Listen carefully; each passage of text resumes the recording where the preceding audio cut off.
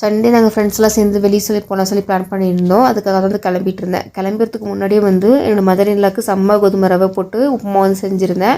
அதுக்கப்புறம் மாமனாருக்கு கொஞ்சமாக வந்து மத்தியானம் வச்சு மட்டன் கிரேவி இருந்துச்சு, அதுக்கு ரைஸ் பண்ணிவிட்டு கூடவே கொஞ்சம் கபாப் வந்து பொரிச்சு வச்சுட்டு கிச்சன்லாம் ஓரளவுக்கு நீட்டாக க்ளீனாக எடுத்து வச்சு தான் வந்து கிளம்புனேன்.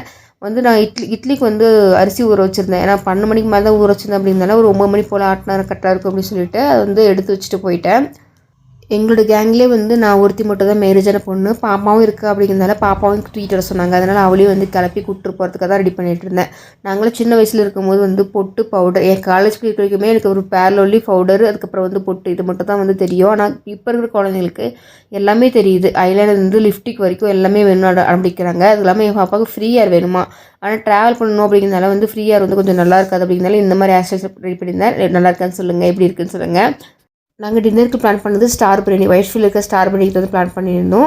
நாங்கள் வந்து ஏற்கனவே நான் வந்து இதுக்கு முன்னாடி வந்திருக்கேன். நான் ஃப்ரெண்ட்ஸோடு இதுதான் ஃபஸ்ட் டைமு. ஃப்ரெண்ட்ஸோடு போகும்போது ஒரு தனி எக்ஸைட்மெண்ட்டாக இருந்துச்சு.